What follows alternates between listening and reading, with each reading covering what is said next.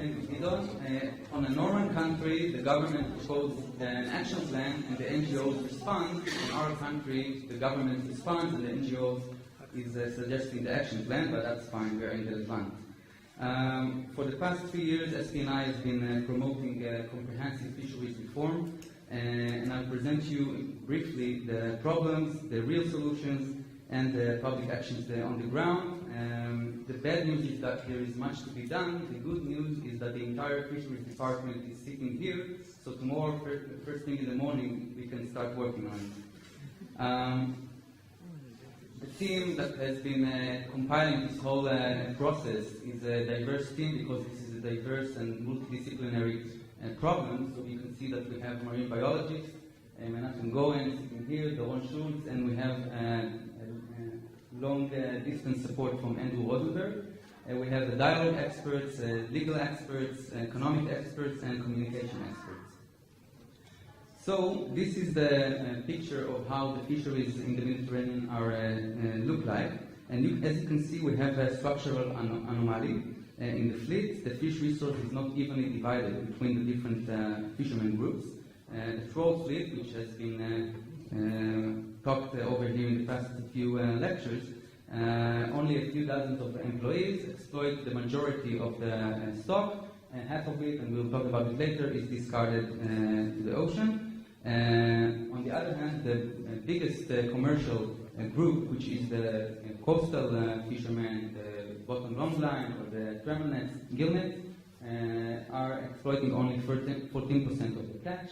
And the biggest group of fishermen, which are the recreation or sport fishermen, are exploiting approximately 18% of the catch, 70,000 people. You later see that the different groups do interact, and they interact usually negatively. In a few small pictures before we get into details, Israeli fisheries are not sustainable today. We can see here a protected species which is fished right on the coast of Jaffa. We can see here a group of groupers which were fished by sport fishermen. There is no control on the quotas of what sport fishermen can exploit. And you can see here a typical catch of the trolling. A few big fish, lots of small fish. From a national perspective, this is a very small fishery. We are looking at a segment that provides minor percentage of the national fish consumption, around 3%, but it is a major recreation resource, 70,000 participants, and quite an important employment for specific socio-economic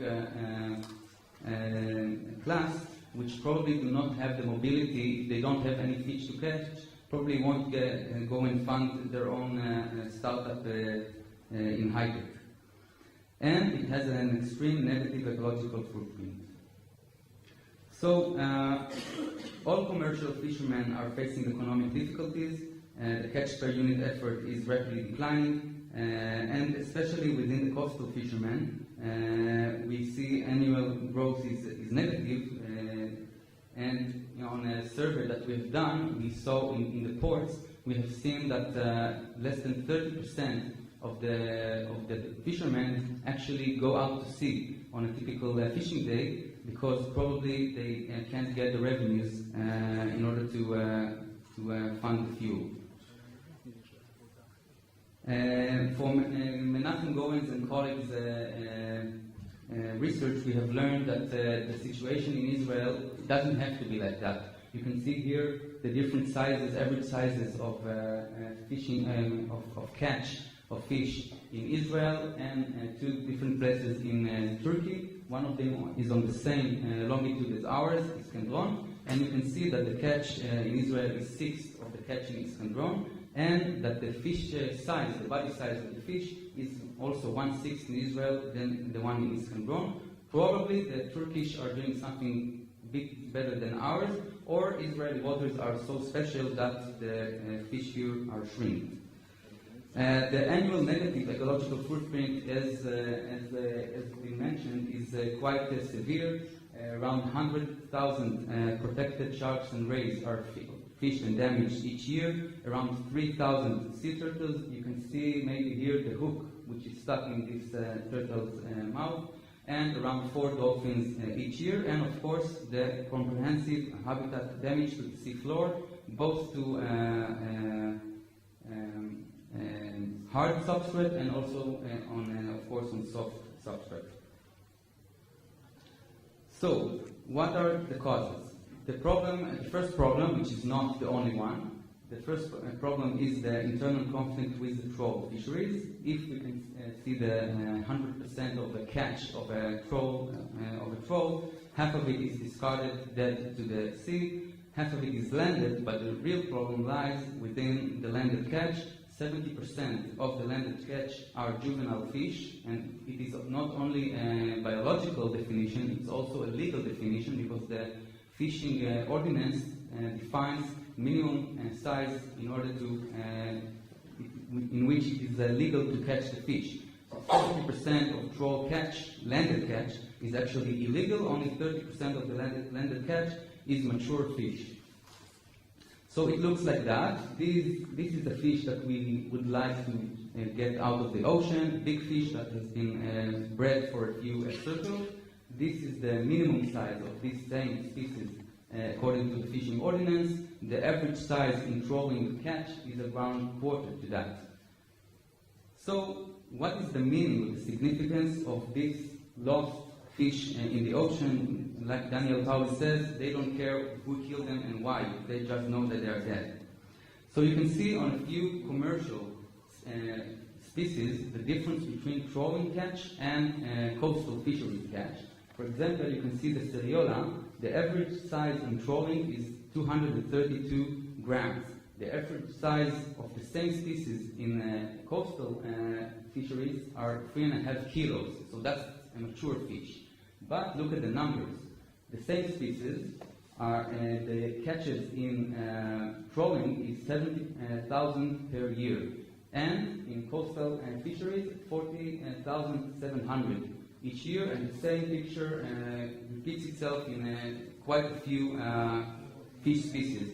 So the lost juveniles of the trawling catch is actually the lost potential or the livelihoods of the coastal and sport fishermen in Israel. And if you take, to make a long story short, if you take this gap between the different catches, or if you like the gap between big fish and small fish, and you try to translate it into lost revenues, you can see that Israeli economy loses 860 million new shekels because of this mismanagement.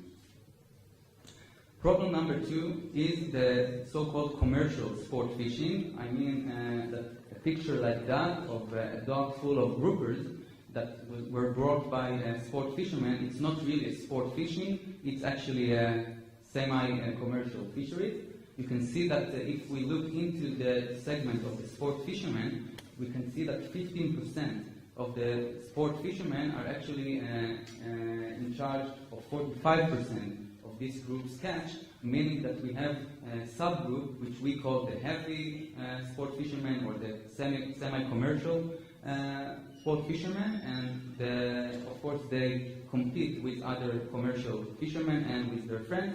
And the solution to that is, of course, daily battling for sport fishermen.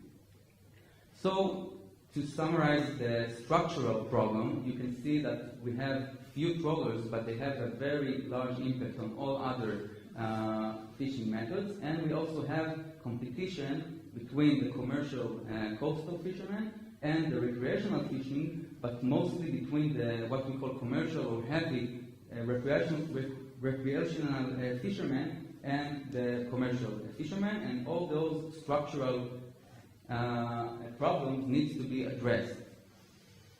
The third problem, which is a very large one, is that there is no management in the fisheries in the Mediterranean. You would expect that they would manage the area, but For example, the no-take zones are less than 1% of the Israeli territorial waters. There are no serious limitations on shallow water or hard substrate fishing or trawling, which of course damages the habitats and the opportunity of fish to breed. Also, there is no time limitation. There is no breeding season moratorium. In other countries quite close to us, you have a 3 months or 2 months fishing moratorium in the breeding season. In Israel, you can fish whenever you like. And there is also no effort limitation. For example, if all the fishermen in Israel decide that they want to fish near Ashdod, they can do it, and it will have overfishing, but that's fine because there is no limitation, and no, as I said, no cap limit or bed limit on recreational fishermen, which, when you look at that, makes you wonder what do the guys in the fishing department do all day, because they just don't manage the fisheries. So, where are we heading? Today, we are looking at a bit less than 2,700 tons of catch in the Mediterranean fisheries. The potential is much bigger based on past data, and when we look on the loss potential of those discards of the trawling. If we continue to do business as usual, probably it will decline to less than 1,500 tons in total catch, and of course with much higher percentage of discards and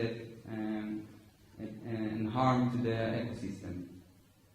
So we have compiled a reform. We have done it with a multi-stakeholder engagement with lots of fishermen, officials, 5 different government authorities, scientists from Israel and from abroad, and we have set a few objectives. The first is to minimize juvenile and protected species bycatch. The second is for more people to benefit from the catch, because it's also a social resource. More total catch biomass annually, more jobs, and to, of course, minimize the ecological footprint. The action items of the reform are a voluntary buyback scheme for trawl fleet. It is done all over the world. We believe that in order to have a significant impact on the fisheries, we need to buy back at least 75% of the trawling fleet and up to 100%. We need to establish a 3 months breeding season moratorium, a fishing ban on endangered species like groupers, at least temporarily until they recover, special effort management, and a bed limit for recreation fishermen. I've seen a few days ago that the fishing department is intending to actually implement that starting from June this next year, so I hope at least this week we got it covered. And of course we need to revise our legislation. The fishing ordinance is from the year of 1937, from the British Mandate, and I think it's time to realize that we have a country. And of course to rebuild our enforcement capabilities. This whole package is a real bargain. It's only around 80 million shekels, divided approximately 70% for the buyback scheme for the trawlers, which will get full compensation, and around 28% for enforcement and upgrade, and some for education and communication. How do we get this money? We, of course, from budget from the government, but we can cover the costs by increasing license fees and to omit Israel's 7 million shekels a year trawl fuel subsidy, which amazingly the government pays trawlers to go out to sea. Some emergency actions that need to be done even before that, because we are running out of sea, is to put some fishing limitations, urgent fishing limitations, on the fishing licenses. We are now facing, in 1 month from now, our second appeal for the Supreme Court, and I hope we'll have some answers there, because we asked for breeding season moratorium and a trawl ban on hard substrate and shallow waters in the fishing licenses starting the 1st of January 2016.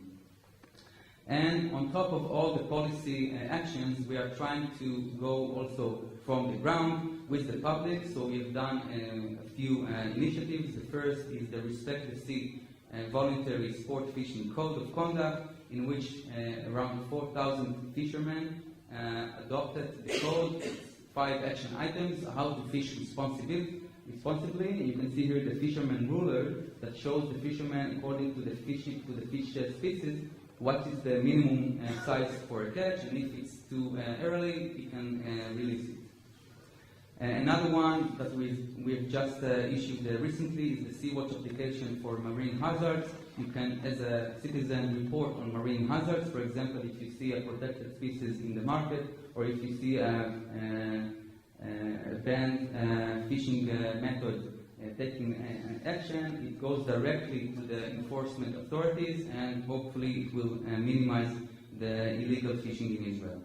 And finally, we wanted to communicate the fact that there are protected species in the ocean, so we went out to meet all the fishermen and the restaurants and to explain them that there are protected species.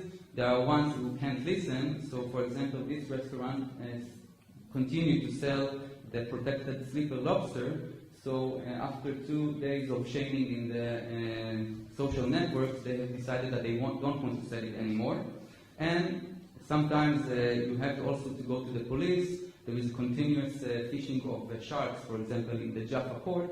So we went to the police and we filed a complaint, and also with a petition, in order to encourage the INPA to enforce more heavily in Jaffa. That's it. The full reports with all the graphs, data, everything in Hebrew, unfortunately, only, are available in our website. And thank you.